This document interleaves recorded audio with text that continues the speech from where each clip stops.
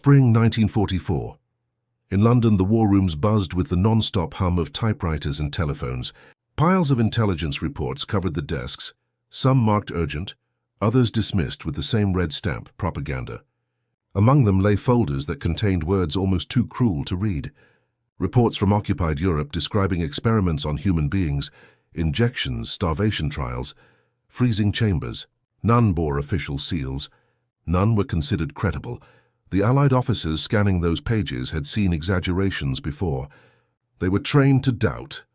The idea that an entire medical apparatus could turn into a machine of torture seemed absurd.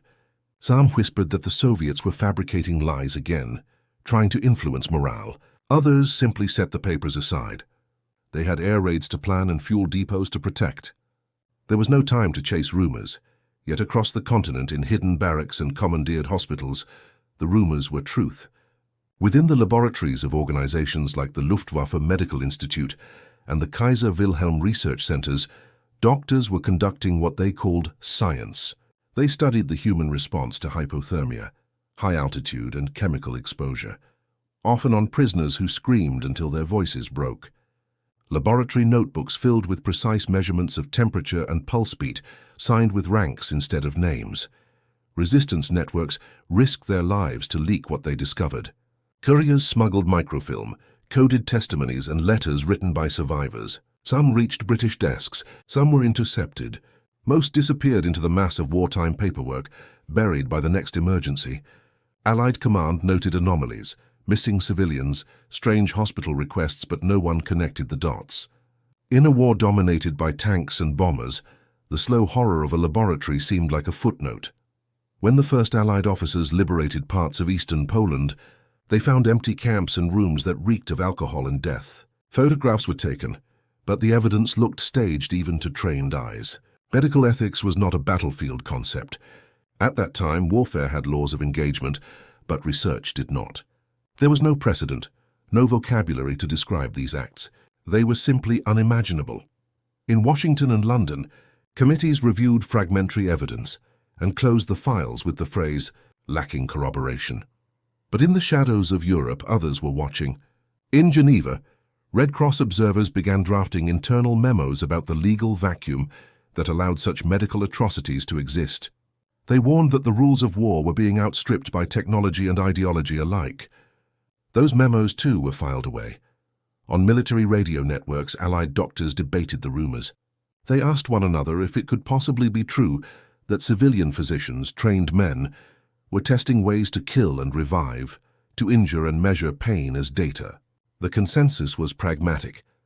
The world was burning. Victory came first. Justice could wait, but justice was already collecting evidence, quietly, painfully, and often ignored. The fragments of testimony, the broken instruments, the photographs, were seeds of what would later become the language of remembrance and accountability. None of those officers realized that one day, these same disregarded reports would form the foundation of a moral revolution born in a courtroom called Nuremberg. The Allied world dismissed the warnings. They dismissed the idea that science could descend into barbarism. They dismissed the experiment reports that should have been the first alarms. But history did not dismiss their silence. When peace returned, the very documents they had ignored would redefine not only medical ethics, but the boundaries of conscience itself. Even before the words Nuremberg Code existed, their spirit haunted those papers. It was as if the future had already written its judgment on every ignored file. The spirit of the code was not yet law, but it was waiting, patient and inevitable, in the margins of those reports. By winter 1945, the Allied armies swept across Europe with the roar of engines and the certainty of victory. Town after town was liberated, and with them came sights too chaotic for the mind to hold. Concentration camps, names that would stain human history, opened their gates to reveal a silence deeper than gunfire. Medical units entered first, expecting the wounded. What they found were records, crates of them, 50,000 pages of so-called research, left behind in laboratories where death had been measured 1 degree at a time.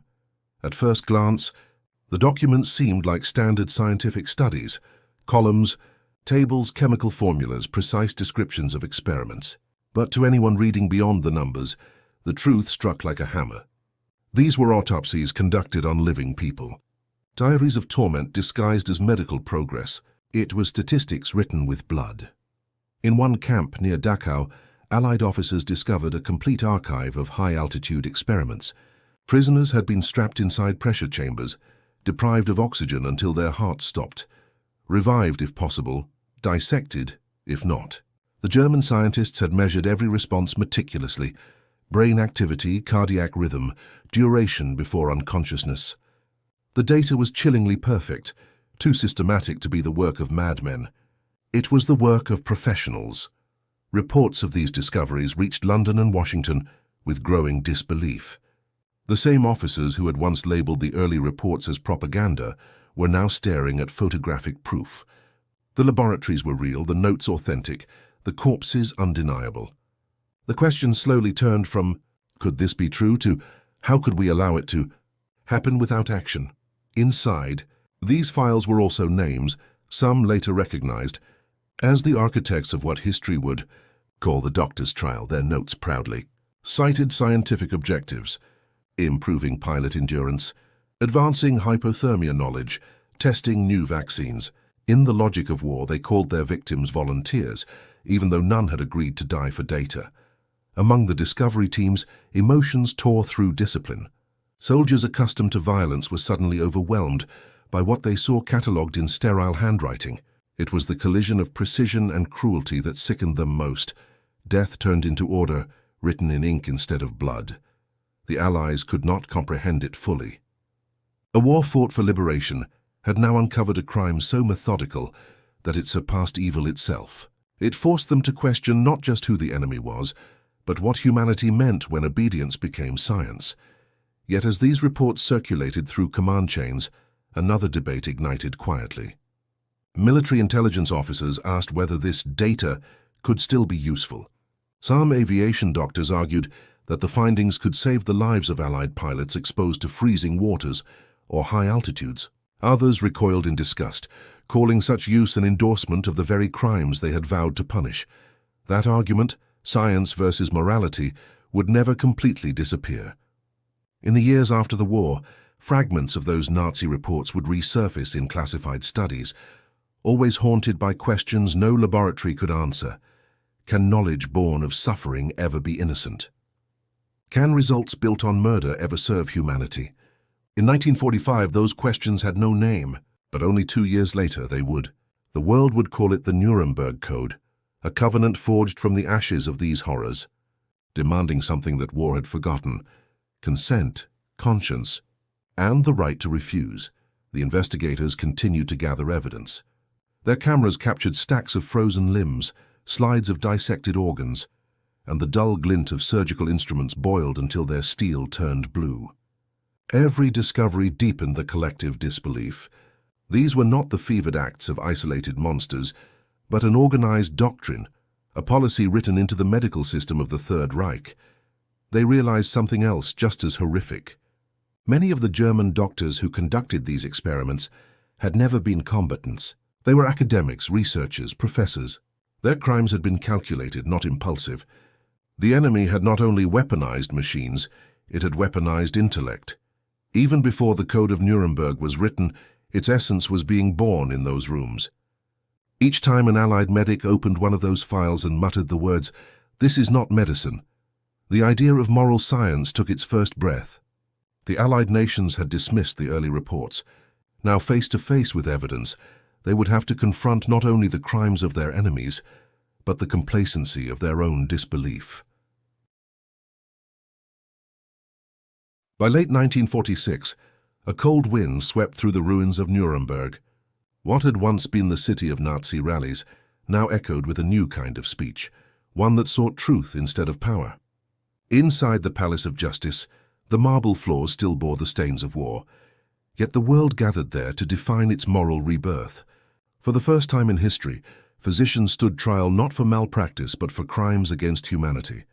The courtroom was filled with dignified silence. 23 men in grey suits and spectacles, professors, army surgeons, medical directors, sat behind the defendant's bench. Their expressions were calm, even analytical. They saw themselves not as killers, but as scientists who had served their country. The prosecutors saw something else entirely: the human mind stripped of compassion, the transformation of responsibility into obedience. Day after day, evidence unfolded like a mirror reflecting the darkest face of modernity. Testimonies described forced injections, organ removals without anesthesia, and children marked for experiments as if chosen from a list of supplies. Translations echoed through headphones in English, German, and Russian, each language conveying the same unbelief. The Allies had bombed cities, but these doctors had bombed the soul. Among the prosecutors stood a young American lawyer named Telford Taylor. His words carried not vengeance but warning. He told the court that these atrocities were committed not by fanatics alone, but by intellectuals who chose complicity over conscience. Each experiment, he said, was a chapter in a scientific system that surrendered morality to ideology. His goal was not only to convict men, but to convict the philosophy that allowed men like them to exist. When the surviving victims entered the stand, silence filled the chamber. Their scars were not stories of the battlefield, they were signatures of a doctrine. One spoke of freezing experiments, where prisoners were submerged in ice water, until shivering ceased and then revived for observation. Another described deliberate infection with typhus, all in the pursuit of data. Each voice rebuilt the meaning of human suffering, transforming rumor into undeniable truth. Journalists compared the scene to a second liberation, the liberation of truth. Cameras recorded the faces of men who had once held surgical instruments as weapons. The world, for the first time, was watching medicine itself stand on trial. During one of the sessions, an American psychiatrist observing the proceedings wrote in his notebook, "Here, science learns to fear itself." That sentence would later circulate among medical schools as a lesson written in the ashes of the ire. Reich, the defense lawyers, argued that their clients had acted under military orders, that wartime necessity had erased moral boundaries. They said the Allies themselves had conducted unethical experiments in the name of national survival. The court heard them, but the world had already chosen its verdict, not of guilt alone, but of principle. Out of that courtroom would emerge a document destined to rewrite history.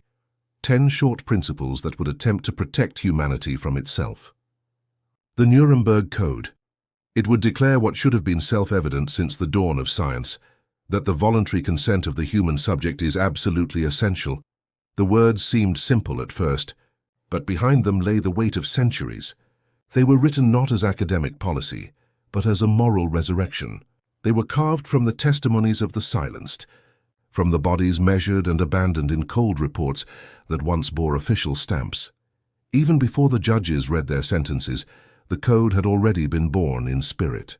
It was whispered among doctors who now realized that knowledge demanded something more sacred than curiosity: conscience. In the language of Nuremberg, the world found a mirror to its own ambitions, a reminder that progress without humanity leads only to ruin. When the verdicts were announced, 7 defendants were sentenced to death, others to prison, and a few acquitted. But the real judgment transcended punishment. The trial had redrawn civilization's boundaries. It proved that the pursuit of knowledge, when severed from empathy, could become more destructive than any weapon. As the snow fell over Nuremberg that winter, the Allies understood something they had failed to see when the first reports arrived years before. It was not enough to win the war. They had to win back the soul of science itself. The code would be their promise, a promise written not for that generation alone, but for all who would ever touch human life in the name of progress. The Nuremberg Code did more than set new legal boundaries.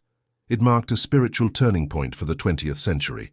It became a mirror for science, forcing it to see itself not as a neutral instrument, but as an extension of morality. What had once been unspoken, the sanctity of human consent, was now carved into history through suffering that could never be undone. In the months that followed the trials, Allied nations scrambled to translate those 10 principles into their own medical and military policies. Universities revised ethics guidelines, and military research projects faced scrutiny for the first time. The global message was clear: knowledge without humanity was no victory at all. Yet even as these words spread, not everyone listened. In secret laboratories across the world, the shadow of Nuremberg flickered uneasily. In the United States, The rush to study radiation exposure during the dawn of the atomic age began only weeks after the trials ended. Scientists justified their work as vital to defense, claiming that secrecy protected national security. But the specter of Nuremberg loomed over every classified project. Each signed form, each experiment on soldiers or civilians, carried the invisible question: would this survive the judgment of history? For younger doctors in Europe, Nuremberg was an awakening. In medical schools from Vienna to London, professors recited the 10 principles in solemn tones, as if reading scripture. They spoke of a new kind of responsibility, one that measured not just results but compassion. For the first time, the moral contract between medicine and humanity had a name. But the lessons came at a cost too painful to ignore. Millions of lives extinguished, so that a few lines could be written to protect those who remained. In Germany, the aftermath cut even deeper. Former members of the Nazi medical corps quietly returned to research roles in civilian institutions. Some changed names, others reinvented careers. The nation wanted to rebuild, not reopen wounds. Yet journalists and survivors refused silence. They published accounts of the camp experiments, each article reopening the questions Nuremberg had tried to close. Could a society heal when its doctors had been instruments of genocide? Could healing itself ever be innocent again? The Allied press published photographs from the trials alongside the code's text. The contrast was unbearable. Men in lab coats standing next to bodies they had destroyed, while the printed words beneath declared that the voluntary consent of the human subject is absolutely essential. Readers around the world saw in one page the distance between progress and morality, and yet history, in its relentless rhythm, showed that lessons fade faster than memory. Within a decade, intelligence agencies on both sides of the Iron Curtain resumed human testing under patriotic disguises. From Soviet endurance trials in Siberia to American psychological experiments during the Cold War, the principles of Nuremberg were cited publicly but ignored privately. The language of ethics existed, but obedience once again overpowered conscience. Still, the seeds planted in Nuremberg refused to die. In 1948, the World Medical Association drafted the Declaration of Geneva, rewriting the Hippocratic Oath to include humanity before duty. In 1964, the Declaration of Helsinki expanded those foundations, connecting every clinical study in the modern world to the echoes of that courtroom. Generation by generation, those principles grew into the silent spine of scientific progress. Even modern medicine, with all its technology, still walks in that shadow. When doctors discuss patient rights, when volunteers sign consent forms, when universities demand review boards and transparency, they speak in the language born from Nuremberg. Every ethical guideline, every protest against human exploitation in research carries the same unbroken thread linking back to that trial where science was forced to face its own reflection. But beyond laws and institutions, the Nuremberg Code remains something greater, a moral compass pointing back to the moment the world realized knowledge alone is not wisdom. The judges who wrote it intended their principles not just for medicine, but for every field where power meets vulnerability. The code became a warning etched in time, that progress without empathy will always regress into barbarity. As the survivors of those experiments aged and passed away, the duty to remember shifted to generations who never saw the camps, who never held the crumbling documents of Nuremberg in their hands. To them, the code is not ancient history. It is a question that every society must answer again and again. Will knowledge serve life or consume it? Decades after the Nuremberg Code was first declared, the world changed, but its shadow remained. The Cold War froze moral progress under layers of secrecy. Technology accelerated faster than reflection. The memory of the code became both a warning and a ghost, quoted in classrooms, ignored in corridors of power. Yet every medical scandal that followed would awaken it again, like an echo that refused to fade. In the 1950s and 60s, experimental programs erupted across nations under the banner of science and security. In the Soviet Union, doctors tested endurance for spaceflight, pushing cosmonauts to limits that blurred the line between experiment and torture. In the United States, radiation exposure tests, chemical weapon trials, and psychological manipulation programs emerged in classified documents that would only be uncovered decades later. When the Cold War ended, investigators would ask, how could this happen after Nuremberg? The answer, whispered across declassified files, was always the same. Because progress demanded it, because fear excused it, because memory fades faster than ambition. But the code still spoke, not through governments, but through those who carried its words into new struggles. Human rights lawyers, medical reformers, bioethicists, all drew their moral compass from that trial. In universities, the study of medical ethics was no longer a philosophical exercise. It became a shield against repeating the unthinkable. The concept of informed consent governed every research institution, every hospital agreement, every clinical trial. The same phrase, voluntary consent is essential, became a moral signature beneath every scientific discovery. Yet those words were tested again and again. In Africa, during the vaccine era of the 1990s, reports surfaced of unethical trials conducted without proper consent. In Asia and South America, populations once invisible to the world became the new frontier of pharmaceutical research. Each controversy reignited global debate about exploitation, ethics, and the forgotten spirit of Nuremberg. The tragedy of the past was no longer confined to archives. It was a living question. How far could humanity justify suffering in the name of progress? For survivors of the Nazi experiments who were still alive in those years, this question cut like an old wound reopened. Many gave testimony again, not to punish but to remind. They spoke in schools, wrote memoirs, and appeared at international symposiums, holding up faded photographs of their younger selves as proof that history's worst crimes were once called science. Their voices trembled with age, yet their message was timeless. Memory is the only antidote to repetition. The global medical community began to evolve. Bioethics councils formed in every major nation. New generations of doctors swore oaths that directly referenced the lessons of Nuremberg. Films, books, and documentaries resurrected the courtroom scenes for younger audiences who had never seen black and white footage of the trials. The visual power of those images, the calm demeanor of men defending death as data, became a symbol of how reason itself had once gone blind. Even the language of morality transformed. The words human subject no longer sounded like a sterile term of science. They now carried weight, implying history, vulnerability, and the memory of those stripped of their humanity in sterile rooms. The very idea of research was redefined, not as the conquest of ignorance, but as a collaboration bound by trust. And still, in the background, the code waited, silent but present, reappearing whenever that trust began to erode. Its legacy was less about forbidding experiments and more about demanding reflection before action. Each principle of the code told the same story in different words.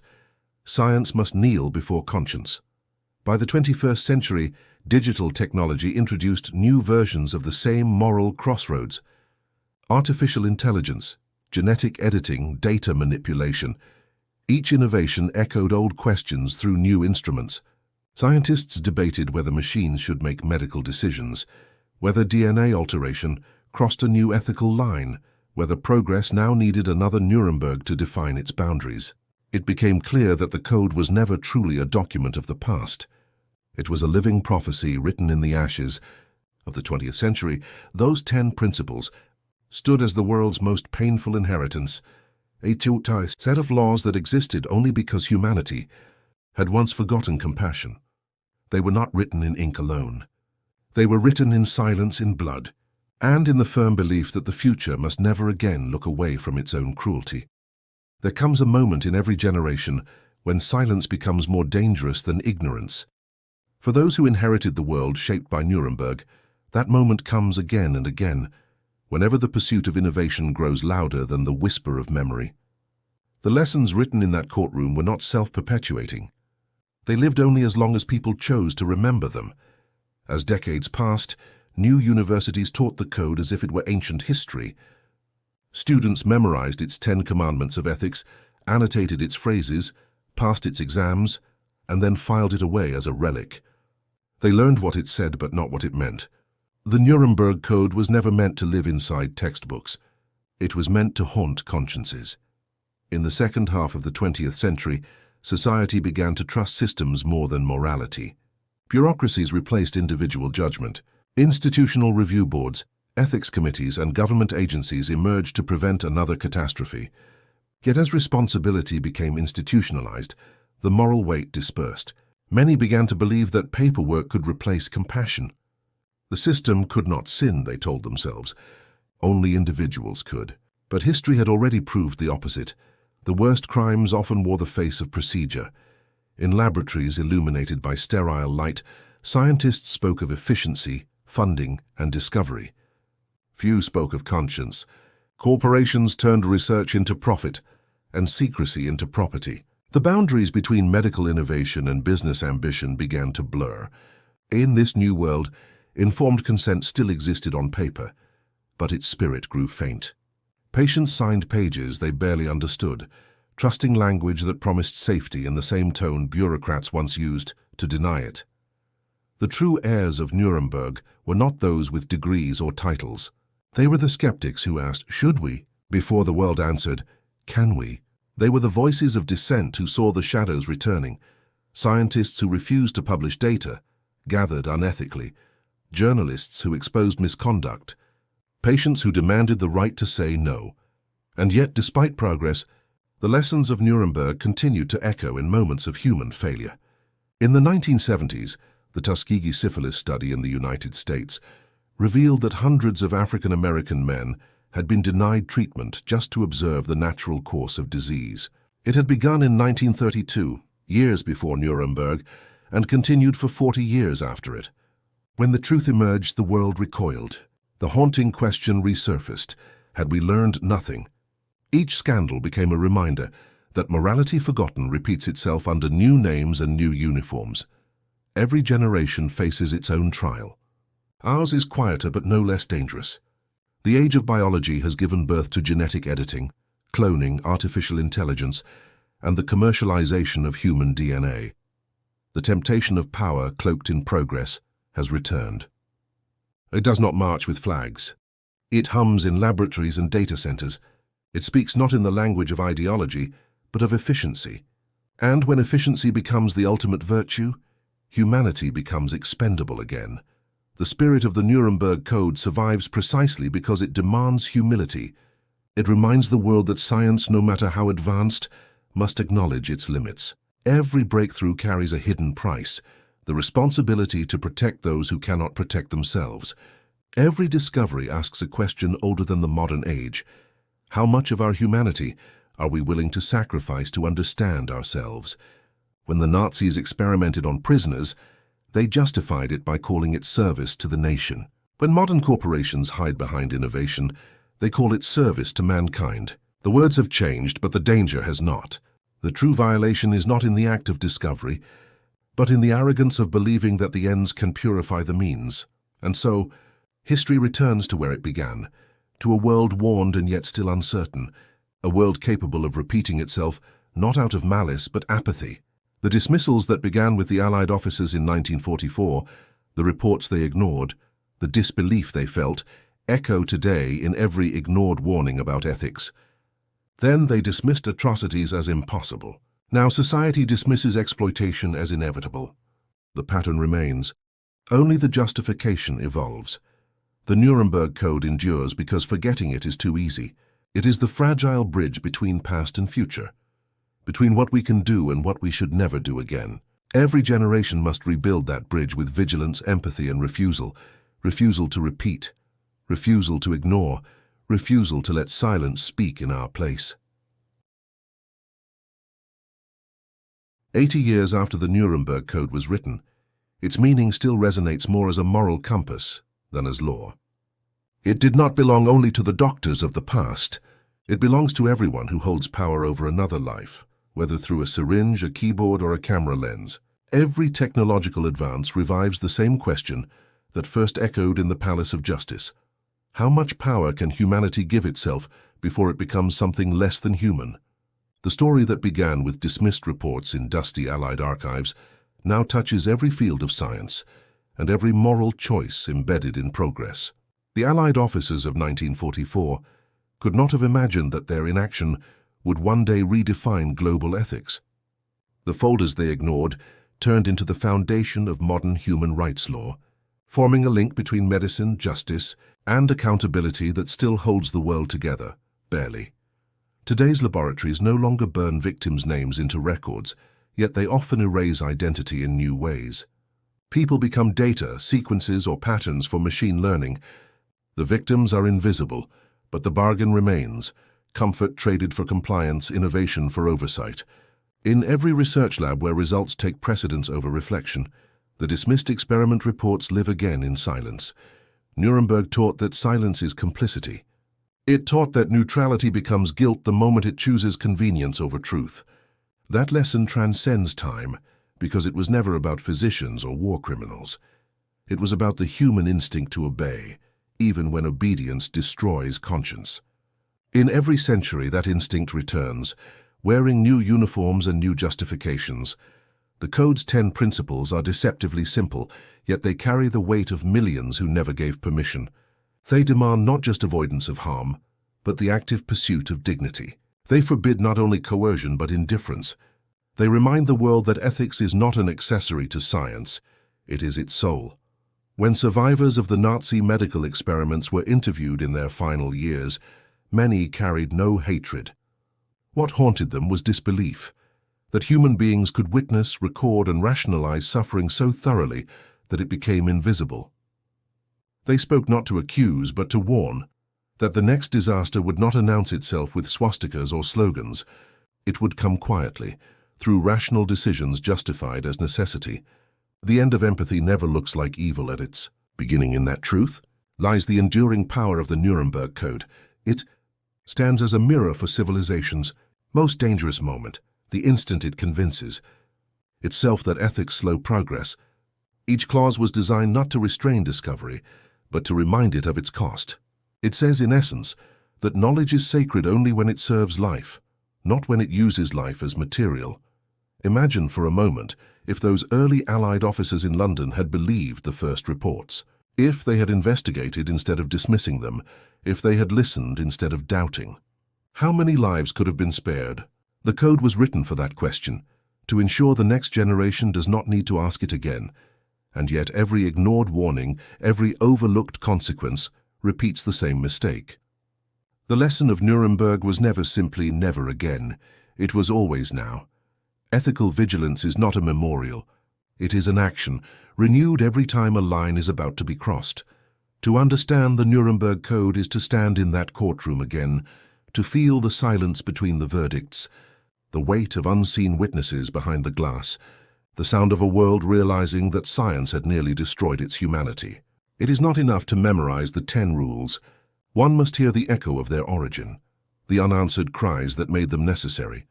The final irony of Nuremberg is that it did not only judge crimes, it judged disbelief.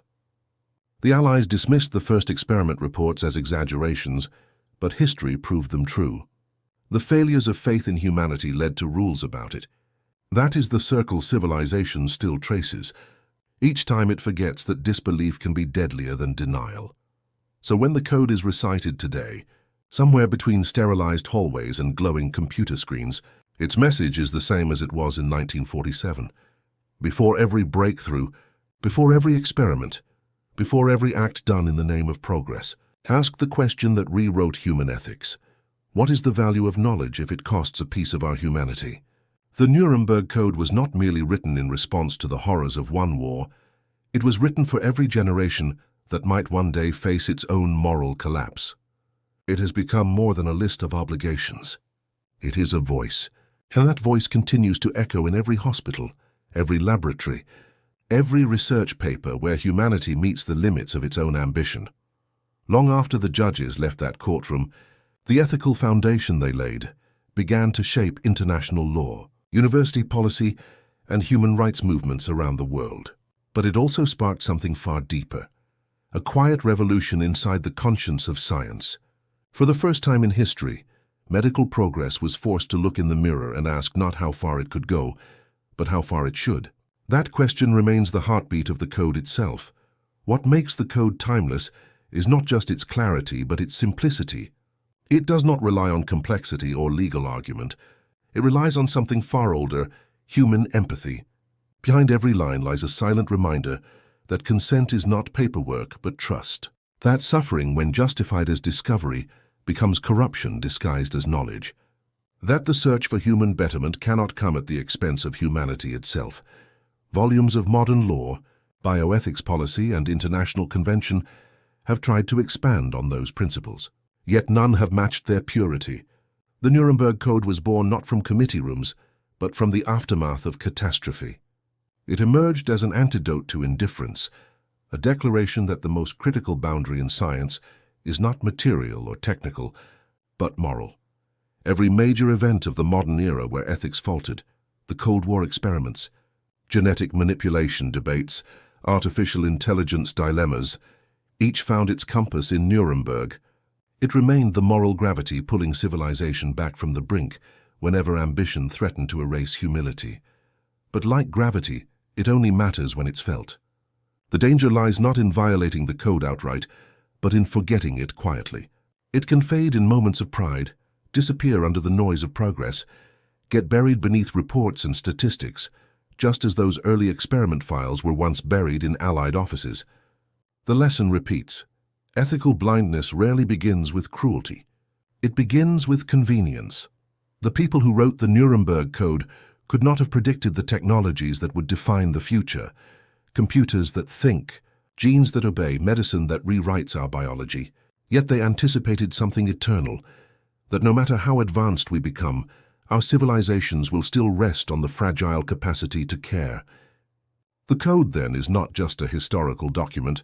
It is the moral DNA of humanity, carried forward unconsciously, sometimes ignored but always present.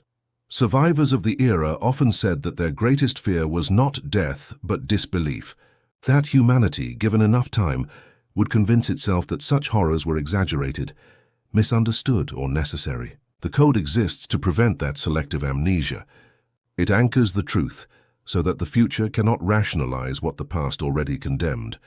Every time a patient signs a consent form, every time a student studies medical ethics, every time a researcher hesitates before crossing a line, the code speaks. It asks the same ancient question in the simplest possible words. Do you see the person, or only the data? That question is the soul of every moral decision, and the difference between science and tyranny. And so the legacy of the Nuremberg Code endures not as law to be enforced, but as a conscience to be remembered.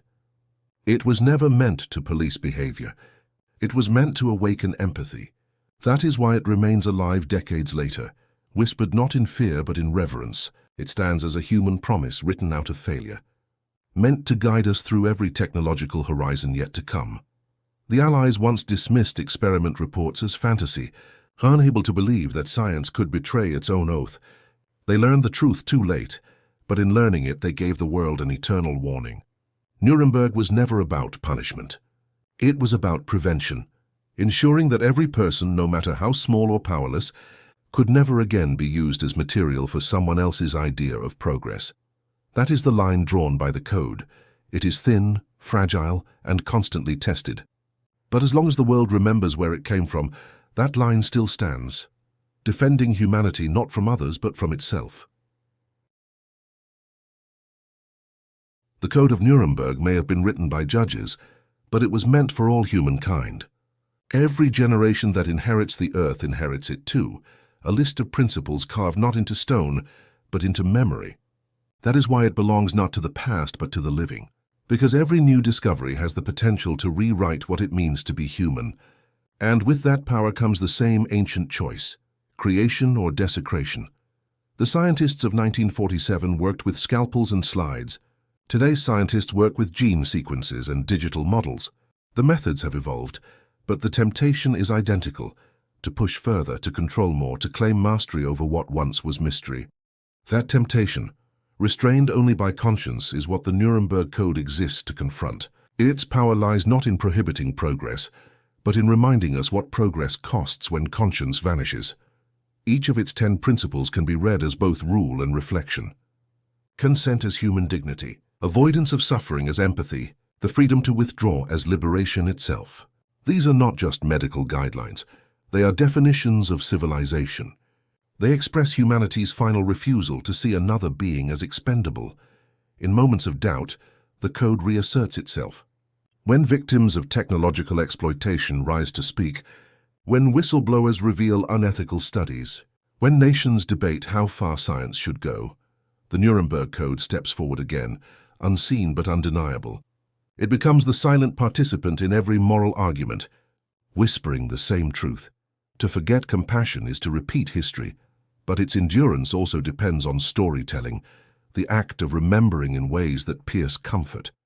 Stories like the one of the Allied officers who once dismissed the experiment reports. Stories of survivors who described the unbearable not for pity, but so that disbelief would die. Storytelling preserves what laws alone cannot, the emotional truth that sustains moral awareness long after legal memory fades. This is why revisiting Nuremberg is not nostalgia. It is self-defense. The same mechanisms that produced atrocity then, obedience, denial, institutional conformity, exist today in different forms. They lurk in modern hierarchies, where people rationalize actions they know are wrong because refusing feels costly. The same justifications, efficiency, patriotism, research necessity, still echo in board meetings instead of war rooms. The Nuremberg Code warns that evil rarely announces itself with malice. It often wears reason's clothes. It begins when empathy is labeled inefficiency, when questioning becomes disloyalty, when obedience becomes easier than courage. Millions perished before those lessons were written into law. But the greater tragedy would be to let those lessons turn into mere ceremony, recited, respected and forgotten. To truly honor the code is to live it, to question even the comfortable decisions, to see data as lives and not numbers. It demands that progress never outpace humility. It insists that no discovery, no matter how extraordinary, is worth even one conscious act of dehumanization. It is a fragile demand, but it is the reason civilization survives long enough to evolve at all. The moral arc of history is not self-correcting. It bends only when memory exerts pressure upon it. The Nuremberg Code is that pressure, forever pushing against the ease of forgetting, forever reminding the world that ethics is not a conclusion, but a discipline, an act of vigilance renewed daily. If humanity ever wonders why remembering matters, it need only look back to the dismissals that began it all, the ignored dispatches, the unopened envelopes, the disbelief that allowed suffering to multiply. From that oversight came one of the most powerful moral documents ever written. It was the proof that conscience can awaken even from the darkest sleep. We are all inheritors of that awakening. Every doctor, every technologist, every citizen holding power over another life carries its weight. The code belongs to all of us because it was written with the blood of those who never had a choice. Their silence gave words to our ethics. Their suffering carved the boundaries of what it means to call ourselves human. The Nuremberg Code ends with simplicity, that humanity must always come before hierarchy, compassion before compliance and choice before command. It is a promise carved not in victory, but in remorse, a kind of global vow that progress will never again be built atop the suffering of the powerless. Whether humanity keeps that vow or breaks it is the question each era must answer anew. The story of Nuremberg does not end with verdicts, documents, or even remembrance. It ends and begins again with a question that never truly dies. Every time a society stands at the edge of discovery or destruction, that question returns. What will we choose this time, progress or humanity? When the Allied prosecutors drafted the 10 principles of the Nuremberg Code, they were not writing for victory. They were writing out of shame. They had seen what happens when science serves ideology instead of life. They had uncovered laboratories where intellect was stripped of empathy, and doctors had become executioners with degrees. They realized that the enemy was not genius, it was indifference. The same quiet indifference that had dismissed reports, ignored rumors, and refused to imagine the unimaginable. That realization shaped the modern conscience. It forced humanity to admit a painful truth. The Holocaust was not only a crime of hatred, but a failure of imagination. A failure to believe that civilized people could do barbaric things. A failure so profound that civilization itself had to invent a language of morality to survive it. That language was the Nuremberg Code. Every moral standard that followed, human rights charters, medical ethics committees, declarations of bioethics, are footnotes to that single act of awakening. It is not the perfection of the code that defines it. but its origin, born from disbelief, forged in remorse, and written for those who would come after. Today, when we hear the term Nuremberg Code, it feels heavy with history, as though it belongs behind glass. But that is its greatest danger, when morality becomes museum material. The code was meant to be lived, not displayed. Every unheeded warning in our time resurrects the same test the Allies failed when the first experiment reports crossed their desks. Do we recognize injustice when it hides behind professionalism? Do we see cruelty when it cloaks itself in expertise? There is a reason why so many generations have returned to Nuremberg as a moral compass. It reminds us that atrocity is rarely the product of chaos. It is often the byproduct of order, the use of structure, logic, and procedure to sanitize horror. The code stands as a rebellion against that illusion. It says that no hierarchy, no regulation, no authority can absolve the human heart from its responsibility to see another as equal. Even now, in a world dominated by artificial intelligence, genetic cloning, and algorithmic precision, the shadow of Nuremberg stretches across every digital horizon. Machines can process information faster than thought, but they cannot feel the weight of ethics. The code endures because it is the tether keeping mankind from outsourcing conscience to its own inventions. It reminds the world that morality cannot be automated, and so the legacy continues, not as law, not as punishment, but as a question whispered through every age. What makes us human if we forget how to care? As the survivors of the camps faded into history, some carried one final warning to those who would inherit their pain. They said the world must remember not only the crimes, but the disbelief that made those crimes possible. Because disbelief is where atrocity begins, not in hatred, not in ideology, but in the refusal to accept that ordinary people can commit extraordinary evil. The Allied officers who dismissed the experiment reports had no intention of cruelty. They simply could not comprehend it. But their disbelief cost lives, reminding us that morality requires imagination, the ability to foresee harm before it happens, to defend others before we must avenge them. The Nuremberg Code is at its core the world's promise to never again be shocked by its own capacity for inhumanity. When we look at the world today, with its wars conducted by drones, its diseases engineered in labs, its boundaries between medicine and manipulation blurring once more, it becomes clear that the code was never truly finished. It is still being written every day by choices small and vast. The question is ours now. Will the next chapter of science honor the oath carved out of Nuremberg's ashes, or break it again in the name of progress? The answer will define not only what we create, but what we become. Because the lesson of Nuremberg is not about the past. It is about the present moment, when silence tempts us, when disbelief comforts us, when ambition blinds us. That moment is forever now. And so the legacy returns to where it began, a pile of reports, a choice to read them, and a decision that would echo through generations. They dismissed the evidence once. The world cannot afford to do it again. There is a moment, just before the credits of history roll, when everything returns to silence, not a silence of peace but of understanding. The Nuremberg Code was not born out of victory. It was born out of disbelief, finally collapsing under the weight of truth. It began with officers who could not imagine such evil, and it ends with a world that can no longer afford to doubt it. When the Allied soldiers opened the gates of Dachau, they expected to find prisoners. What they found instead were the remnants of a civilization's conscience, surgical tables, registers, and glass jars containing what used to be people. Those images haunted them for the rest of their lives. In those moments, they understood that war's most enduring. Casualties are not bodies but boundaries, the invisible lines between good and evil that once seemed unbreakable until someone tested them. The Nuremberg Code was humanity's attempt to redraw those lines before they vanished forever. It was not just a reaction to horror. It was a declaration that civilization would not define progress by how much it could destroy, but by how much it could protect. Every courtroom word, every trembling testimony, every signed statement turned moral collapse into moral clarity. It was there in the ruins of the Reich that humanity's ethics were rebuilt, one principle at a time.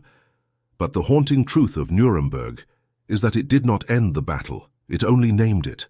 The same struggle repeats in laboratories, in corporations, in governments that bury experiments under the phrase classified. The same rationalizations, national security, scientific necessity, greater good, still echo through policy halls. The world does not need new monsters to lose its morality. It only needs new excuses. That is why the story of those dismissed experiment reports still matters. They were not ignored out of hatred. They were ignored out of disbelief. And disbelief, history has proven, kills just as efficiently as hate. The greatest danger is not cruelty hiding in plain sight. It is ordinary people convincing themselves it cannot exist. That is why each generation must carry Nuremberg as both a warning and a mirror. The code remains the humanity's most fragile invention, a promise that progress will remember pain. A covenant written not by heroes but by witnesses. It stands for the idea that every person has the right to refuse, to question, to be more than a means to an end. Its first line, the voluntary consent of the human subject is absolutely essential, is not just a sentence. It is civilization condensed to a single moral breath. Even today, when scientists map the human mind and seed new life from genetic code, the shadow of Nuremberg lies across every discovery. It whispers from the margins of progress, reminding us that knowledge is not the enemy, but the arrogance that comes with it can be. The world once watched medicine become a weapon, and it swore an oath to never let it happen again. That oath is not just for doctors. It is for anyone who will ever hold another life in their hands. Every ethical guideline written since traces back to that trial. Every regulation about experiments, every human rights treaty, every declaration about autonomy. They all begin with the same realization the Allies learned too late, that morality cannot wait until after the damage is done. The code did not make us better. It made us aware. It forced us to stare at what we are capable of and build guardrails against our own reflection. But the code's endurance does not come from its authority. It comes from its story. The story of men in uniforms and lab coats, of victims who refused to disappear, of nations that learned remorse too slowly but learned it all the same. Those 10 principles are more than ethics. They are the ghost-written confession of an entire era. In every decade since, the world has tested that confession. Some have honored it, others have betrayed it, yet somehow it endures, because it was born not from governments or laws but from suffering, and suffering remembers what comfort forgets. The Nuremberg Code is humanity's scar, visible only when the light hits it honestly, and so, in the quiet that follows the story, the world stands where it began, in the ticking aftermath of disbelief, holding the same choice that haunted 1944, to believe or to dismiss, to look or to turn away, to listen or to wait until it is too late. The Allies once dismissed the experiment reports, and for that disbelief, millions paid with their lives. But from that mistake came a moral resurrection powerful enough to change the course of civilization. The Nuremberg Code did not save the world. It saved its conscience. It reminds us still. Progress means nothing if it costs the one thing that makes us human.